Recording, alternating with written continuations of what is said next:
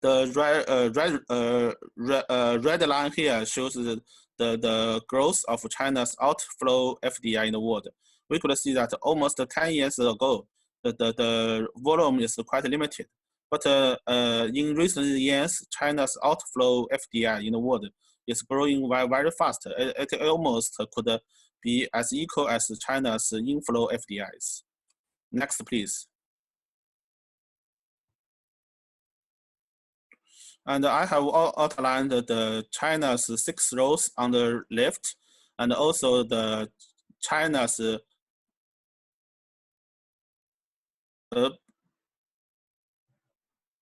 please stop here. Yes, I have outlined China's 6 roles on the left, and also I have outlined China's Belt and Road Initiative, in short, BRI's 5 main goals on the right. We could see they have a very good ideal partnerships. For example, I asked for the Belt and Road's facilitate connectivities.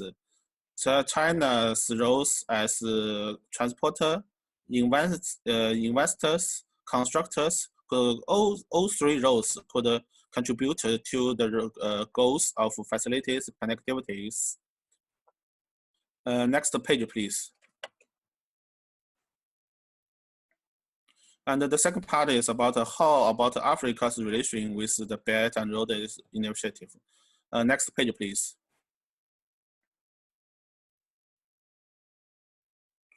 And I think if you are interested to know the official version of the BRI, I think this official paper you should read. The paper was released in 5 years. I have put the English name on it. And according to this official guideline paper of Belt and Road Initiatives, how it described Africa. I have put the English version here. You could see it very clearly. According to the paper, the Belt and Road mainly involves 3 continents, that is Asia, Europe, and Africa. And Chinese have realized that we want to unlock the huge potential for the 3 continents for the mutual economic development. Next page, please. And as for the Belt and Road in Africa, because Chinese government has tried very hard to sign the official MOU with counterpart. If you sign the MOU with Chinese Beijing government, we will say that you have been the official member of Belt and Road initiatives. Up to now, in whole Africa continent, there are already 44 nations plus African unions have signed the official MOU with Chinese government. And what's more, as for the 44 states, they include the top 3 powers in Africa. That is South Africa, Nigeria, and Egypt. And as for the, if we compare the BRI's progress in Africa with Europe and Asia, we could see that Belt and Road's progress as for the official documents is the best in Africa. Why? Because the BRI in Europe, we have signed quite a lot of, we have successfully invited many states to join us.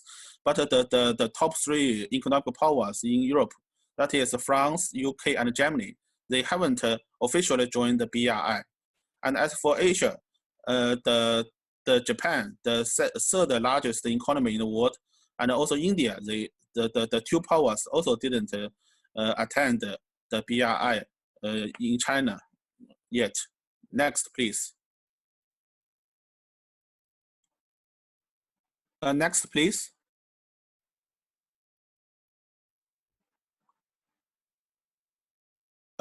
Next, please.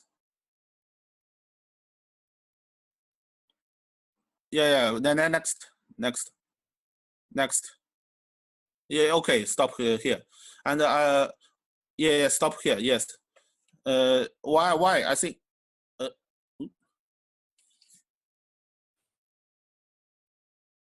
could you move forward a bit? Could you up? Up. Up again, please. Up again. Up again. Yes. This one or the one before this? No. Up again. Up again. Up again. Okay. This one. No. The forward again. Yes, forward again. China's troubles with its neighbors. Yeah. Stop here. Yeah. Okay. Forward, please. Forward. One more forward. Okay. Yes, one more forward, please. What does BRI mean to Africa? That one? No, the reasons. No. Forward. The reasons. Potential? Come before. No, before. Where it's written the reason before. Yeah. You're right. The reasons. Oh, reasons. Oh, sorry about that. Okay. Yes.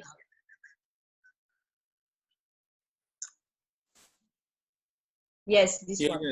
Yes. I have outlined the several reasons why BRI is so popular in Africa and why so many African countries, including the three top powers, have very happily to join the BRI.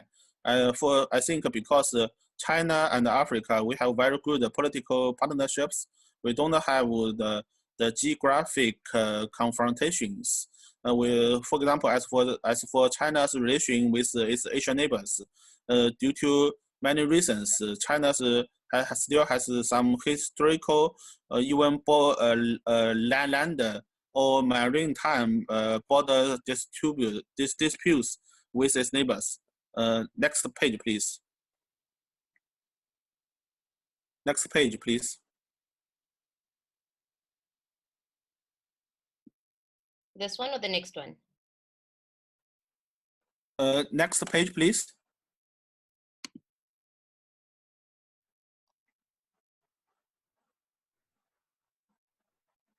Is it this one? What does BRI mean to Africa? The map. The map. Okay, got it. The map. There we go.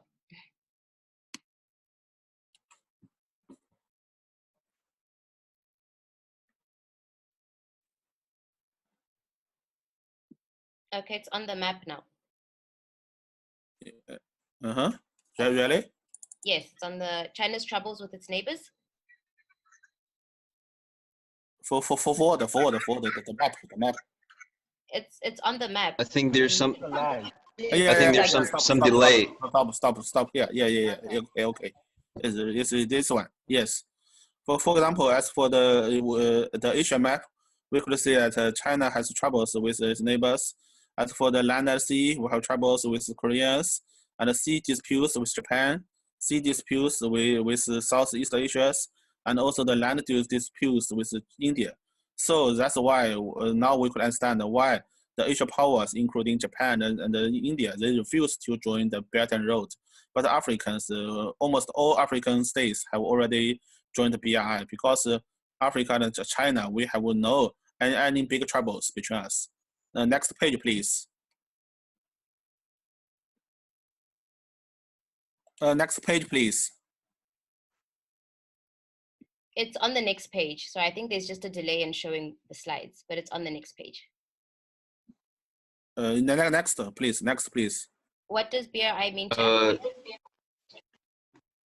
Yeah. So let me go to the last part. I mean that what could BRI mean to Africa? Next, please. Okay. After what does BRI? There we go. Yeah. Go next one. 它这个有点延迟，所以对。Okay. I have outlined several my personal opinions here. For example, I believe that BRI could unlock huge potentials in Africa because Africa, we also say that Africa is full of very rich human resources and mineral resources. But since independence, Africa is suffering from the not so ideal economic and social development. I think BRI, because it's a very comprehensive grand plan, I think it will help Africa with unlock your huge potentials. And secondly, I think BRI could play one kind of alternative as for your national development path. I think maybe you know the very famous female Prime Minister of UK, Madame Thatcher. Madame Thatcher once said that there's no alternative to capitalism or the Western model. Because why she said that? Because with the background of the end of the Cold War and the so-called the trafficking of the West, but because due to China as developed countries, we have some unique, different from Western's experience. Maybe it will play an alternative to developed countries, including Africa. And thirdly, I think BRI will provide Africa, our brothers and sisters, with more channels and more roles to play together to have common development. For example, in the past, in the year of 2000, both Africa and China will have founded our mutual mechanism called FOCA. And after the BRI was introduced, Chinese side have invited some African countries to join the Silk Road and AIIB and the other Silk Road BRI mechanisms. I think such kind of mechanism inventions could provide African brothers and sisters to have more opportunities. For example, within the BRI umbrellas, we have some sub or mini initiatives which could play very positive roles to fit your local need. For example, within BRI, we have the so-called BRI Digital Economy International Cooperation Initiatives. But unfortunately, when I look for the information up to now in Africa continent, only Egypt has officially joined the digital economy initiatives. The other African countries, they haven't joined. Next, please. Mr. Chu, we have, I think, yeah, just like 2 minutes. We're already running into the next segment. Oh, enough. Okay. Thank you. Thanks for your reminder. Okay. Okay. That is the last page already. Okay. 2 minutes enough. Thank you. Okay. Yes. Next page, please. Better and more integrations. That's the page.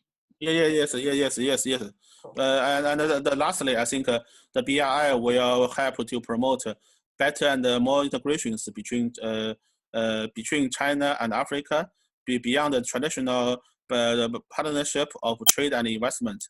And what's more, it will also help African countries to have more and better internal integration, because BRI is beyond the traditional state-to-state pattern. We want to promote transnational connectivities. That means that it is more possible to have some more transnational transportation infrastructure projects like today's Kenya's SGR railways, and also to help the Africa to unite as a one. The next one, please. And the next one is also my last opinion. I think BRI will also bring some challenges and pressures to Africa. Because, for example, Africa, when you want to have more better cooperation with China, sometimes you need to copy China's experience or even do as China does. For example, I have put the picture of Jack Ma here. I think everybody knows Jack Ma. Jack Ma is one of the richest billionaires in China, and he has the biggest e-commerce companies in China. One big mass company, Alibaba, has promoted its e-business in Russia. At the beginning, the Russia post office is almost could not cooperate so many parcels sent by the Jack Ma's Alibaba groups, because they have never experienced such kind of booming online shoppings like Chinese. So Russia President Putin, he acted very quickly. He just fired the Russia post chief and replaced a new guy and asked him to just upgrade the Russia's domestic postal service to have better connection with Jack Ma's Alibaba group. I think it's a good example to show that if you want to have the good connections and a good partnership with China's BRI, then maybe Africa, you also need to reform and open up to some kind according to China. Next, please, the last one. And it is my personal recommendation because I have talked about the experience of China's reform and opening policy, the experience and the application to Africa. I have just written one English article as the working paper. It is totally free online. If you're interested, you could download it and to have a detailed understanding of it. Next, please.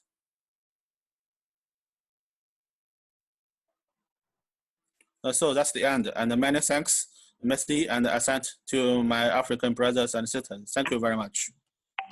Okay, Thank you. Mr. Ming, thank you so much. I'm going to hand over to Isabel. Yes, please, I want just to make a reminder that if you have any question, you will be able to ask it after the second presentation of the Barak. So please state it in the chat. So you can ask your questions and later on we will be able to reply to it. So yes, without waiting too much now, we will give the floor to Mr. Barak L.G. Bao. He's a global-minded academic researcher on international affairs. I also learned that today, one of your research will be in the paper of the 2060 of sustainable goals, development goals of Africa. So let us know more about this. And yes, let's start with your presentation. But can you tell us more about this news of today, Barak? Okay. Well, Isabel, can you hear me? Yes, very clear. All right. Okay. So, first of all, my apologies for that having a cognitive traffic jam during the office peak and off-duty peak, so a little bit delay and postpone. So, well, Dr. Zhu Min has talked about something about the China and Africa relationship, but it was strategic relationship from Chinese perspective. Oh wait. You're not All on right. video. Is that working? I can't see you yet.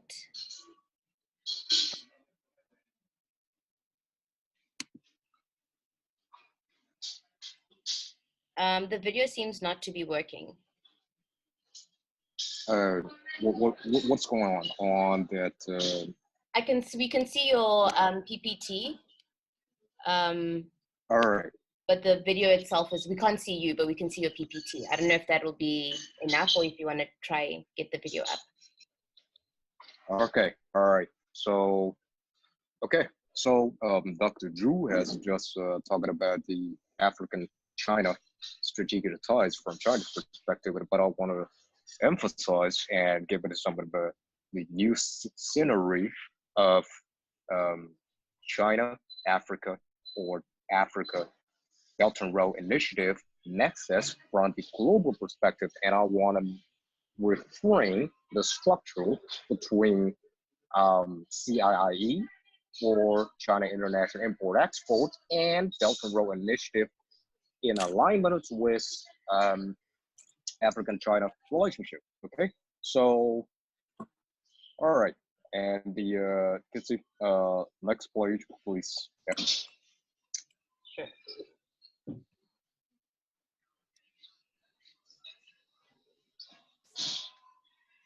This is content. All right. So, yes, some of the contents, and well, a lot of words on the picture and the PPT, but I just want to pick up at some of the things. And one, because time is limited, so I should ask most of you, or I thought I would ask you some of the questions about your differentiated and diversified concept regarding CIIE or Belt and Road Initiative proposed by China, but the time is limited, and so I'm gonna give my sort of analysis, and then I'm gonna provide some of the exogenous parameters and intrinsic parameters regarding the CIE and belt-and-road initiative in alignment or in association with Africa-China strategic ties. And then you're going to see what kind of strategic opportunities and some of the challenges we're going to minimize between these two powers, actors, and international institutions. And then we're going to see that what kind of global economic impact, microeconomic impact, or macroeconomic impact under these kind of supplementary international initiatives. And this is kind of opportunity instead of subsidy traps or zero-sum game, or even it is not kind of that diplomacy between Africa and China. Okay, and I'm gonna give this some deep analysis later on. And all right, and the next one, please. S'il vous plaît. It's on the. All right. So, okay. So, and the you could some of the people would say, well, the Belt and Road Initiative and the word CIE, it is kind of a indicative of the peaceful rise of China, and it is kind of indicative of how China is going to reframe or reformulate and ready to even work as a supplant of U.S. or some of the supremacy of certain industrial power.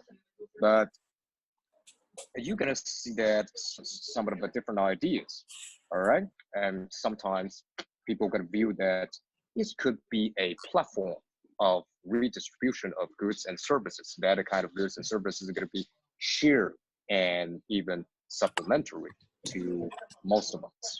Or this kind of initiatives are gonna be a emerging markets and higher import-oriented employment rate, employment in foreign trade. So normally China initiate or issue some of the policies from certain economic perspective and want to create some of the norms and rules that economically beneficial to certain international powers, either industrial power or core powers or periphery powers. Okay, and next one could be an epitome of free or free trade. This is going to be a signal of the rise of Chinese currency or the currency appreciation, all right? Or is it going to be an indication of depreciation of US dollars as world reserve currency? It also going to be viewed as a strategic countermeasure against unilateral tariffs or protectionism or kind of international anarchy or autarky. Okay, so also could it be viewed or redefined as a byproduct of power transition or power transfer in a geo-economic diffusion. I think everybody knows that in the past we view the world from geopolitical perspective, but now we can still view that this kind of world has been changing a lot, a great deal, and we define it as a geo-economic diffusion.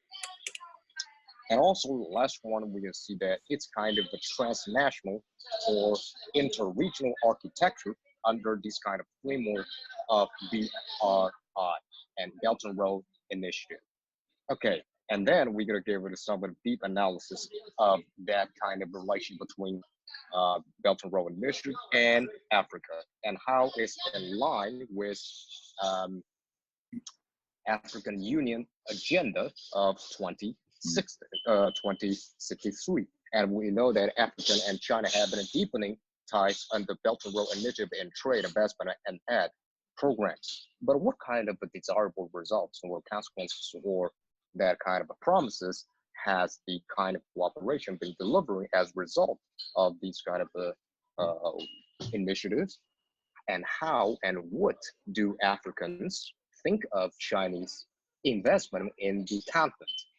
These kind of continents has witnessed the fastest rising rate, and also that what kind of changes have been already made. in terms of these kind of relationships. Okay, that's pretty interesting. Okay, next slide, please. Yep.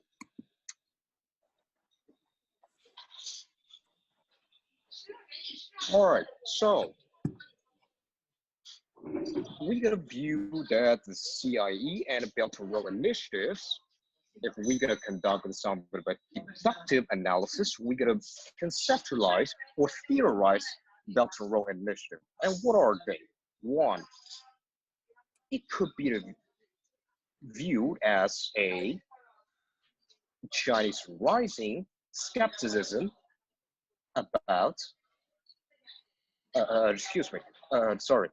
If we witness that kind of the changes that are taking place in the international arena or international environment. For example, that the rise of far-right populism and the rise of protectionism, right? And the rise of unilateralism. So the one exogenous parameter is a kind of rising skepticism about world free trade multilateralism. And these kind of rules and neoliberal rules has been tested. So if China wants to preserve, protect, and defend or construct these kind of neoliberal and already made beneficiary institutions or the kind of rules, and China would like to take kind of a political and economic action in international arena. And also we're going to view that, well, some unprecedented structural adjustment and transformation of economic system. So we can say that, well, some of the economic power pivotal shift from Western Hemisphere, which is the core powers and some of the industrial powers, into or gradually into the East or even East Asia, and namely for China in particular.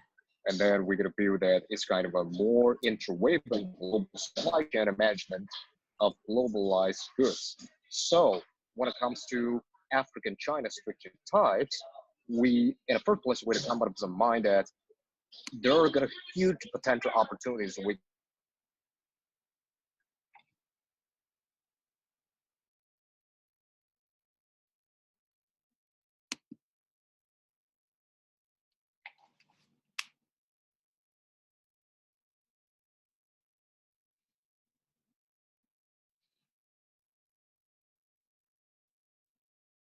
which is going to be a rising power or a re-emerging power, okay? And also this kind of initiative could be, so it also could be a strategic countermeasure or benign countermeasure against the conflict among different economic powers and certain business actors and institutions. So, next page, please. Yeah.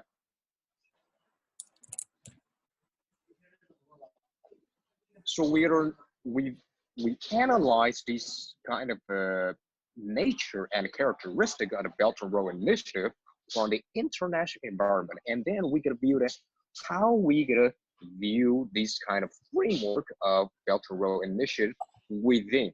So that's why we need to, or we better unveil these kind of intricate parameters, okay? And we're gonna say that, well, we have already witnessed for the past 30 years, have already witnessed the great changes or exponential changes in Chinese economic development. And these kind of changes in Chinese economic development model from ranging from export oriented competitiveness into domestic economic innovation and reproduction of new products, goods, and services. And for example, that some of the Chinese entities like real estate or housing market or some of the railways that in some cases have been minimized or this kind of value has been narrowed, and Chinese authorities and some of the political entities have been transforming to the work of providing some economic surplus, economic stimulus, and driving or unclogging the commutes or driving the innovation power, which is going to be a core competitive advantage in a world of constant change. And then we could also say that view China market on the one hand and also view global markets on the other. So these kind of two markets are complementary. It is not kind of a contradiction, all right?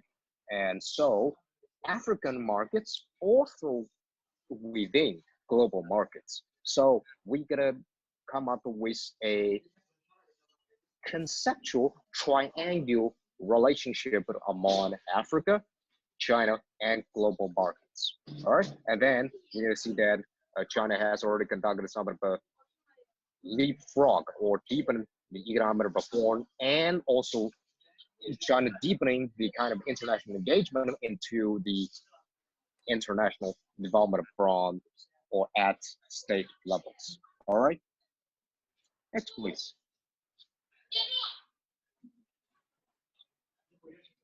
Look at it. Next please. Okay, merci beaucoup. So now we have already make it very clear that what kind of exogenous parameters that are happening coming into existence for international environment, and what kind of intrinsic parameters that could define the framework of belt-and-road initiative.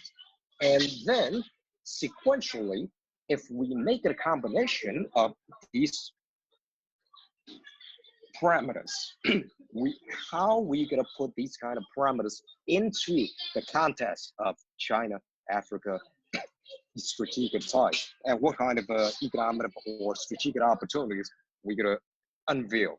And then I'm gonna list 8 points, all right? And if we gonna narrow or symbolize these kind of these 8 major initiatives, we're gonna summarize these part things: industrial promotion, infrastructure connectivity, or trade facilitation, all right? And China has become or invariably become an advocate of free and fair trade, or even trade liberalization, and want to promote a kind of rule-based trade rules and norms. Also that China is an advocate or mitigating or combating climate change. So China could help that Africa to promote green developments, and also that because some of the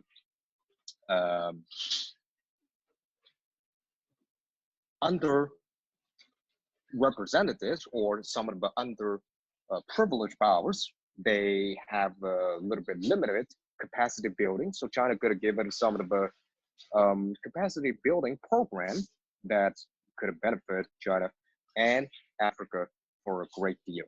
All right, and also that healthcare or people-to-people exchange, and also that Africa and China, if these two powers could work together, that could be a strategic and a benign international actors and institutions that enable each other for promoting and preserving international peace and security. Correct. All right, and also, Barrick, sorry to interrupt, but we're running short of time. We're quite over. We're okay. quite over in terms of time. Would you be able to wrap up maybe in like a minute?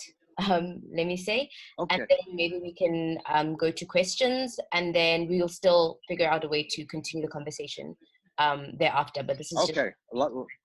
Yeah. All right. Let me wrap up. So some of the points I would have mentioned that unfortunately that BRI is confronting some of the criticism from some of the industrial powers and world in a mid of allegation, and some of the powers say that, well, China is going to be colonizing Africa, but from the normative critical theory, we're going to see that it's not the case, because China want to provide some of natural resources and some of the capacity building program that could be a sheer benefits and creating more jobs and passing some of the skills to local Africans. Or some of the people will say, that's kind of a that diplomacy. That's not, because if China promotes that kind of a that diplomacy, China or it better set the kind of political conditionality or sort of a political strength. But China, instead, China has not done that way. So in a nutshell, we can say China, as a result of Belt and Road initiatives, China's BRI has contributed enormous in economic development of various power in China. And China strives to synergize the economic development strategy, and China and Africa will be strengthened the alignment of development strategy. For example, African Union agenda of 2063 and some policy without any political conditionality and political strengths of self-interest. So we can initiate and seize some of the microeconomic and macroeconomic economic opportunities and some of the commercial opportunities instead of challenges. And it's absolutely by no means a bad diplomacy or secedity trap or rising or generating kind of a security diploma. Thank you very much. Awesome. Thank you so much. So as you've seen, we are a bit out of time, but we want to make sure that because we've had so many questions coming in, that we do have the opportunity to give you a platform to actually answer. I'm going to hand Okay, all right. Yes, thank you so much. So I'm going to hand over to Isabel to facilitate the first question. Thank you both to Barack and Mr. Ming for giving such insightful and just including the presentation as well. So Isabel? Yes, clearly. Thank you very much for your presentations. As also an entrepreneur, an African entrepreneur, I can see, and I also have some light about what you said, that the first, actually, it looks like the first stage is mostly about infrastructure in the BRI, and we can see that there is massive investment in Africa to upgrade our infrastructure system. And if I can give a feedback, a personal feedback about the situation, especially for the private sector, I think it will come after. It means first we have massive investments to be done in the infrastructure, but that will create trading opportunities, and it will also create a market inside Africa, because as a Senegalese, I didn't have the chance to really travel around Africa. We had no railways, so I had to let's say stay in Senegal and even sometimes stay in Dakar, you know, not knowing even much more about my own country. So now that we will open up and that we will be able to move people but also goods, there will also be larger opportunities, larger markets, because sometimes also that's just a fun thing. When I say to my Chinese friends that Senegal has 16 million people, they tell me, whoa, what a small market. You cannot do anything there, right? So I think this is also a good opportunity to open up the markets and to be larger and to be able to succeed in the trade business.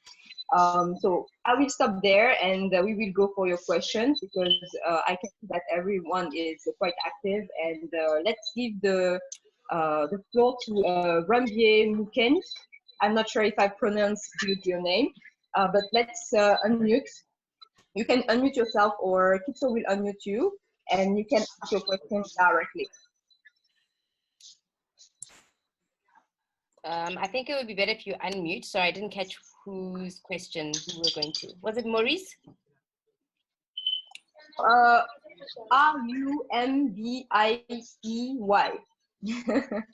don't know how to pronounce it. That would be Rumbi. Okay. Yes. Voilà. Hi. You can ask your question. Sorry if I said your name wrong. No, no problem, no problem. So my question is, are there any opportunities in the healthcare industry in terms of development within the BRI? I haven't really heard a lot in that sector. And I know it's one of the biggest things that needs a lot of attention, I would like to say in all African countries. Okay. So that can either go to Barack or Mr. Chu Ming. You're both. I think, hello, I'm Ming. I'm Zhu Ming. I think I would like to answer this question because I have ever done some research about Chinese medical team in Africa. And so I am a bit familiar with these health issues in Africa. I think since almost 50 years ago, Chinese began to send its first medical team to Algeria. And since that, China has sent a lot of medical teams to Africa. So I could say that in the past, the health care partnership between Africa and China is mainly limited to the medical teams and also some Chinese medical assistance to Africa. For example, during the Ebola crisis, Chinese sent hundreds of medical team doctors and nurses to West Africa and provided financial and material assistance. But in recent years, many Chinese scholars, including African scholars, has suggested our government that we should upgrade the past good partnerships. For example, in order to implement some very good blueprint, we still face a lot of obstacles. For example, because many African countries in the past, you are former colonies of European countries. So your medical systems and your laws are almost totally the same as the European countries. But China, we have our own medical related regulation laws. So when China wants to promote our healthy care further relations with Africa, we face the number one problem is the law problems because we are from the different law regulation systems. I think if we could not overcome the number one obstacles, the further our upgrade of partnership will still be very hard. Awesome. I hope that answers your question. We're going to move on to the another question here, and this was from one moment. From Frederick. Now okay, Frederick, are you there? You asked with regards to how to grow BRI partnerships. If you can unmute and then ask your question. And just note, just like 30 seconds to answer a question and maybe like 2 minutes to ask, 30 seconds to ask and like under 2 minutes to answer. Okay. My question was, sorry, Dr. Ming's presentation. Sorry, a little bit inaudible. Okay, Frederick, yeah. Because can you try again? If you can't hear, maybe I can just ask the question for you, if we can't hear you. Okay, yeah, I think there's a problem with your mic. For times, just for the sake of time, it's fine, I'll ask the question. You said, so Dr. Ming stated that Africa is catching up with China's growth, but as well should adopt some of China's practices. Could he enlighten more on some of those practices to help the growth in this BRI partnership for the relations of China and Africa? Where can we find more information about the collaborations, especially in the areas such as technology, education, and trade?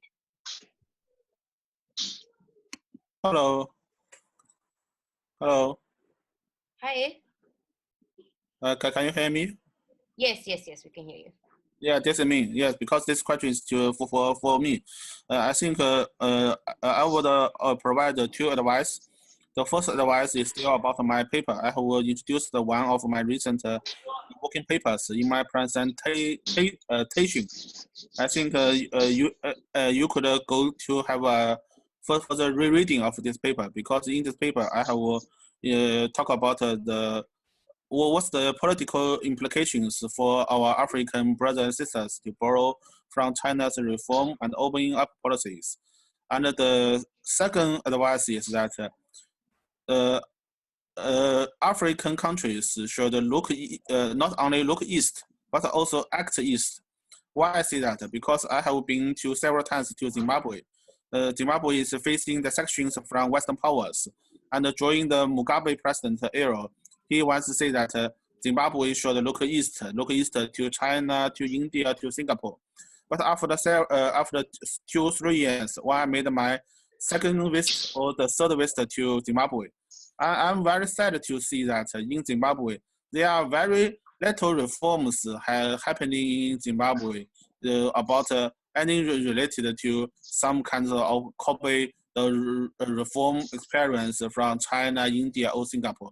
So during one think tank seminar in Harare, I talked to my Zimbabwe think tank scholar, say that I think maybe it's time to end the so-called look east policy. You should act east. That means that only look east is meaningless. You should act east. I think sometimes look is very easy, but act sometimes is painful, because when you want to reform, it means that you will some interest group will be suffering from the interest loss, so you have to bear it. But I wonder, some interest group will not like to suffering from the loss, because within any countries there are all kinds of many interest groups. They compete for each other. They only want to get a win. They hate to be loser for temporary times. I think that would be a huge, tough challenges for Africans to carry out Chinese styles of reform and open policy.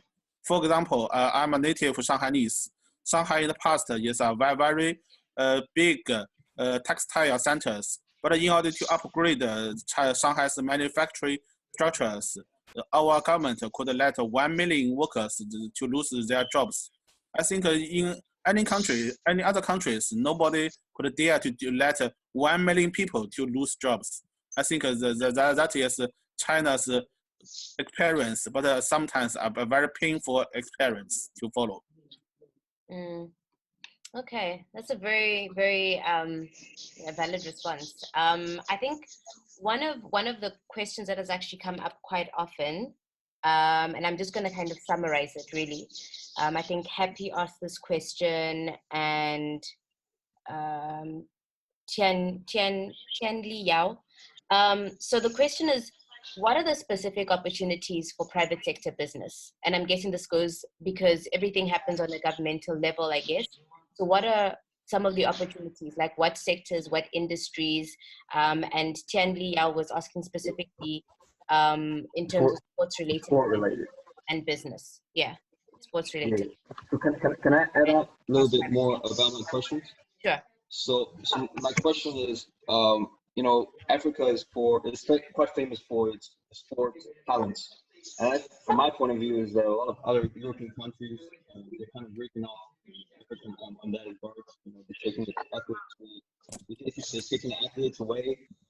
And meanwhile, there are a lot of talents, sport talents, football, cricket, but then the talents are leaving the country. So I'm thinking, is there any way to engage more people in sports in Africa and to build an economy around it? Because, for example, football is related, you know, with health, you know, with a lot of commercial goods, broadcasting. You know, there are a lot of areas you can play around with sports, football.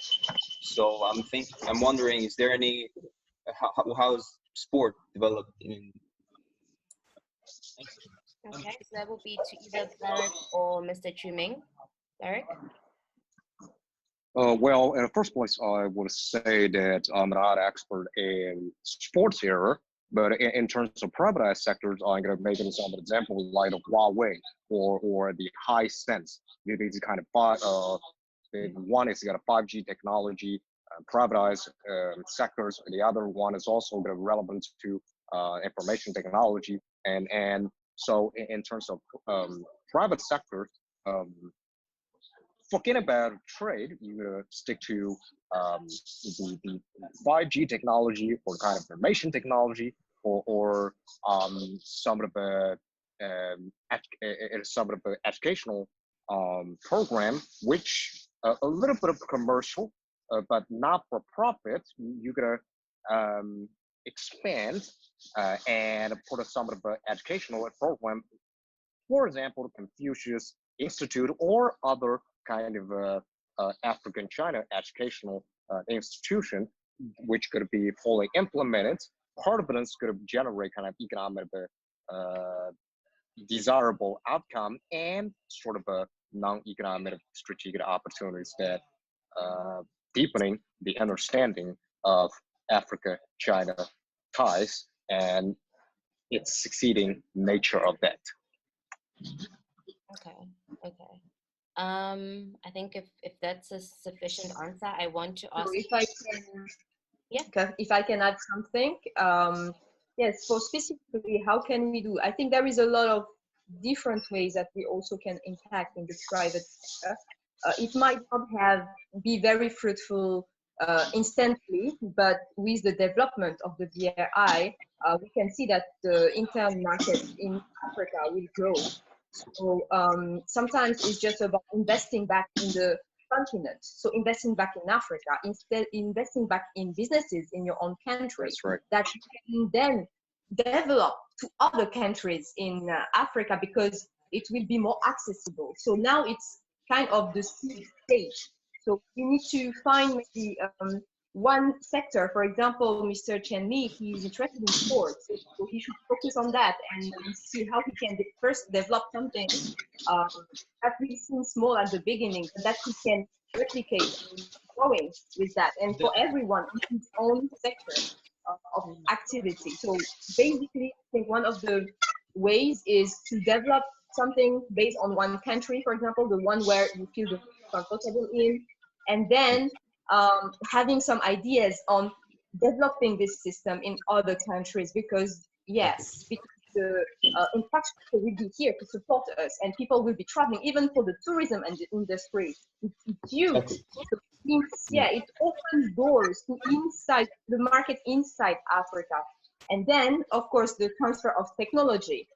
So we have a lot now, because of course, Africans, when it will be defragmented, we can be able to share our resources and implement what we call the leapfrog or frog leap, I don't know, but Leapfrog, yeah. Jump there. And of course, with the transfer of technology, we will be able to make it. So it's actually now that it's kind of in a seed stage that we need to implement and move on the way for a global, I think, because we are stronger when, yeah, not only one small country, but we need to start somewhere and then, yeah, expand. And that's why also we want to meet all this chat. We are like 45 people now online. We are from so many different countries. If we have the same interests, maybe we can develop the kind of the same idea in different countries, and then maybe we can join and connect in some ways in the future. So I think it also starts here, to know who are interested in developing Africa, who is interested in working with Africa, wherever you come from, and then what can we make in the future together. So yeah, that's a big opportunity, and I really, I'm very excited about this actually. Just a quick one. Firstly, accessibility. I think everyone here is also kind of curious about how do you access, if you have something that's related in the industry, you've spotted an opportunity, like how do you then access, you know, how do you then access to then start an initiative within that industry? And then I want to throw to Kaula, if you're there. You had quite a you know, well researched question related to this. So maybe then you could actually pose this question as well. And then I just want to note, we are 2 minutes over time. So if anyone does need to leave, we are recording this and we will have it available if anyone is constrained for time. But otherwise, if everyone is here and agrees, we can continue with a few more questions, granted that our speakers have a bit more time to actually answer these. Yeah. Okay, so then going over to Kaula. Good evening, can you hear me? The Good evening, everyone. I'm very happy to join this meeting. I'm very thankful as well for Isabel Hanouch, because we met once during one of the events of the African Chamber of Commerce, and the topic that was rising, the Belt and Road initiatives, it is actually a hot topic, and many people are interested to know more about the initiative. What are the implications for African nations? What is the implication for China itself? So I'm actually doing my Ph.D. research on the Belt and Road initiative and the environmental impact of it, because I'm from the Department of Environmental Science and Engineering. So my my focus is more on the environmental impact and assessing the ecological footprints that the projects along the Belt and Road initiative have in Africa. So my case study is the entry point of the Belt and Road initiative in Africa through Kenya. So it's the standard gauge railway station, the railway station that is connecting Mombasa to Nairobi and then going through the Central Africa. And because the Belt and Road initiative, it is actually always associated with win-win cooperation, mutual benefits, and it has been as well associated with the United Nations Sustainable Development Goals, as actually it is contributing to the development of African countries that are involved in the initiative. However, there is a lot of uncertainties on the real environmental impacts and the cost that these projects might have, also considering that most of the projects are railway stations, are bridge and roads, so they are definitely leaving a footprint behind. And another concern is it really inclusive toward the whole society? Because I do believe that most of the networks as well, like following this meeting today, is in the entrepreneur or business and trade. And I think there are many opportunities for these categories. However, if I consider the entire society or the community, let me know from Dr. Ming and Dr. Barak Bao if they think that if they consider that the Belt and Road initiative is inclusive for the African societies, and how to make it more sustainable and more inclusive for everyone. Thank you. All right. Well, that's a bit of a great question. And let me just brief a little bit. Number one is that, as I indicated before, the Belt and Road Initiative is kind of in alignment of African Union Agenda 2063. All right. So if you look at the checklist line by line, and some of you can view that they're part of a green development or sustainable development that have been underwritten or have been written or codified by the African Union's Agenda of 2063. All right. And next, that China is advocate or mitigating and confronting the kind of challenges of climate change. The US under the Trump administration does not. So, and Africa now is facing a potential opportunities in the midst of US-China deteriorating strategic ties, because US is kind of declining. We witnessed a declining in terms of international credibility or kind of a reputation or action. But China has been taking kind of decisive action in mitigating climate change. We gotta that reduce the carbon emission into 2%. And then Africa has these kind of interests. So these kind of two interests could be shared and convergent.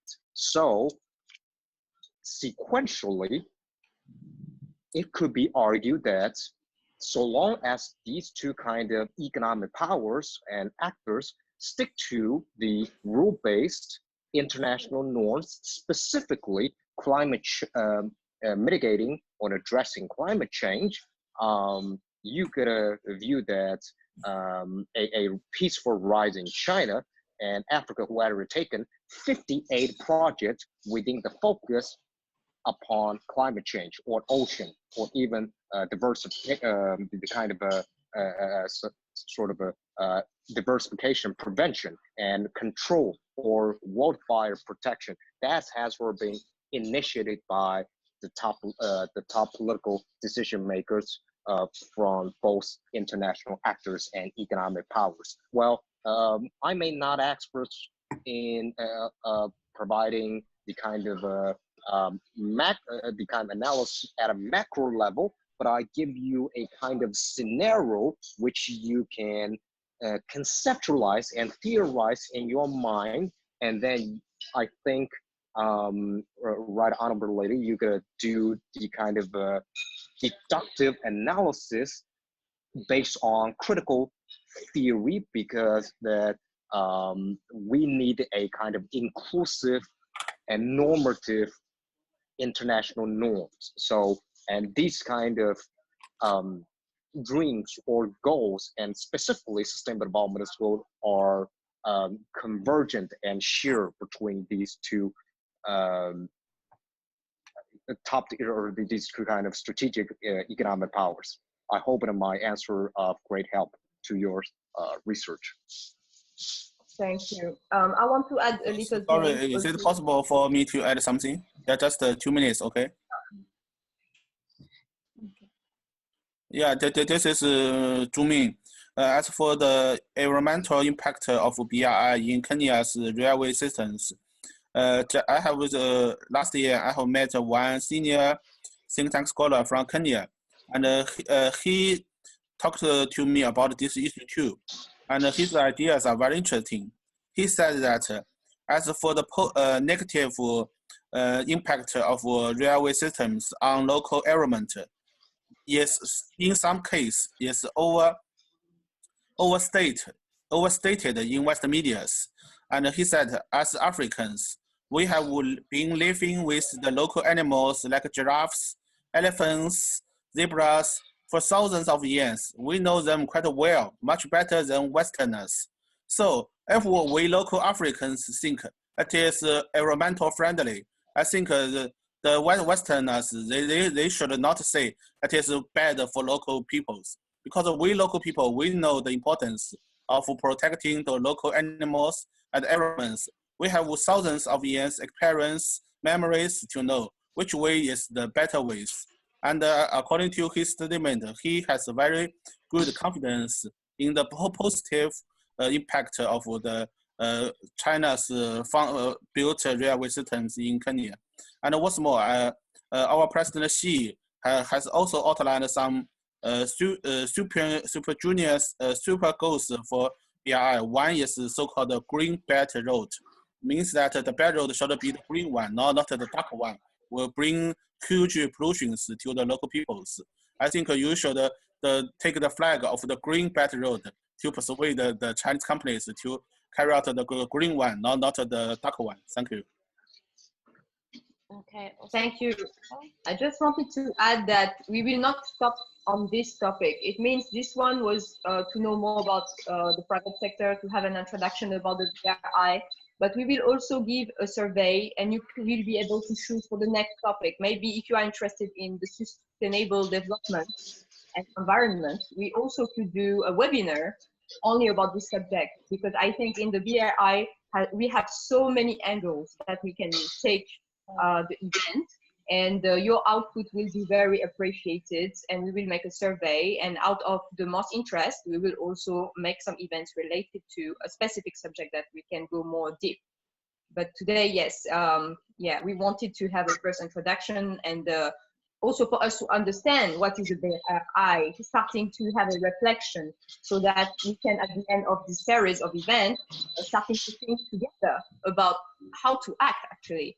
What impact can we have? But I think it starts with learning exactly, and to know more and better what is the BRI. And I think Mr. Barak and Mr. Zhu really help us to grasp a very good part of it. Thank you so much. I give you back the mic. Did so? I think we will have a question, right? We're going to do one more question and then we're going to wrap up the night.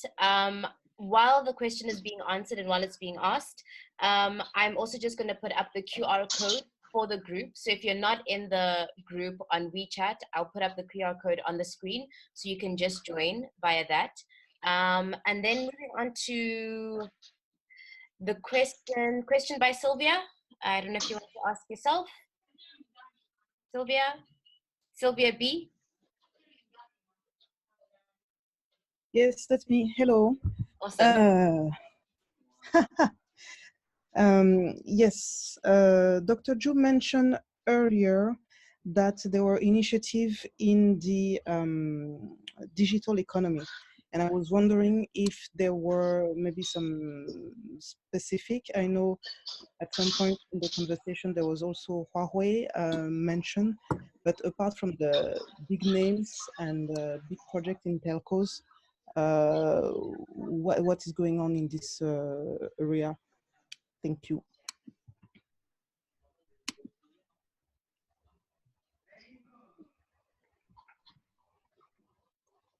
Well, ladies, could you please rephrase the kind of question a little bit? Could you please rephrase your question a little bit? Yeah. Yeah, certainly. So during both your presentations, there were a lot of talk about big infrastructure.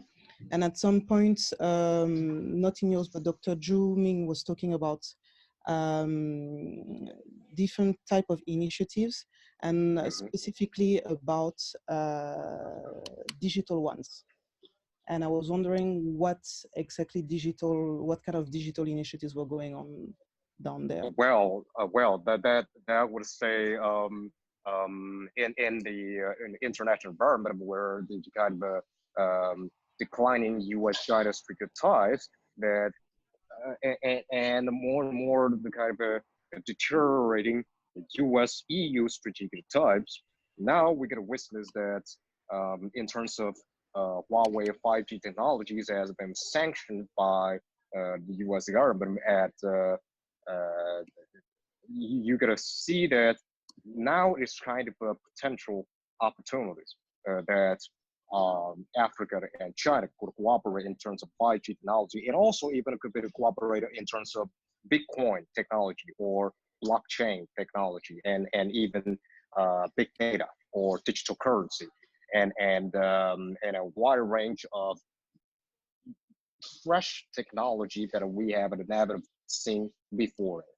So I could argue that over the next 4 to 5 years, so long as the U.S. government stick to U.S. first self-interest diplomatic policy, then we're gonna witness a kind of a rising Africa-China strategic ties within Belt&Road Initiative and within Brexit's international, Brexit-based international norms and rules that had been supplementary to new liberal Bretton Woods system that are designed by the Western power.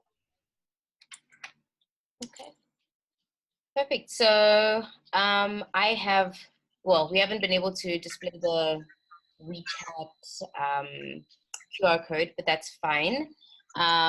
We have, I think, everyone's email addresses. If you haven't contacted or interacted with us and you just, kind of joined the group, then please make sure to either contact myself or Isabel or Kizito, and we'll be sure to add you to any groups, be it on WhatsApp or be it on WeChat.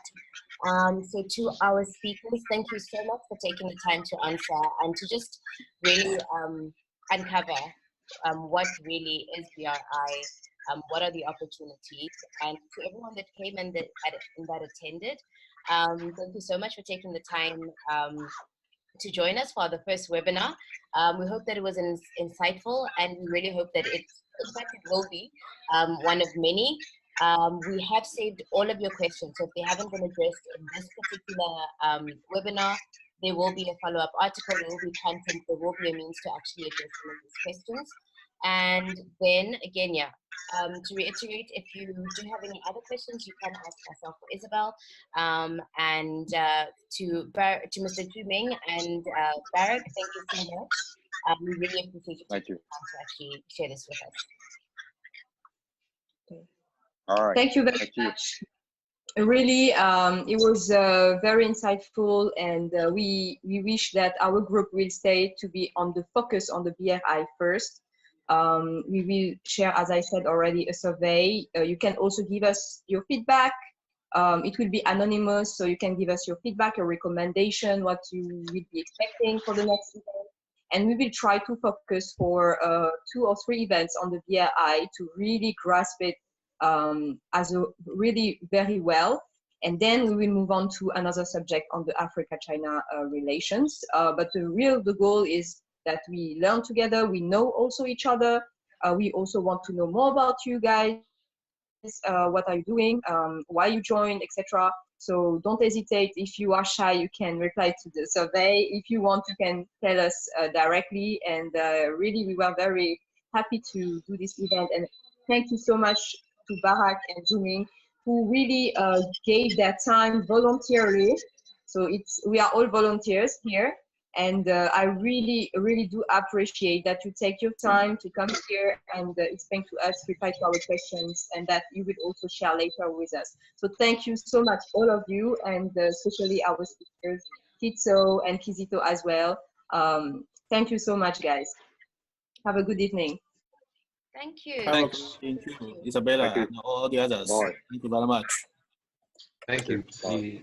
Thank you. Thank you. Yeah, have a good evening. Very great. Have a good evening. Yo. Bye.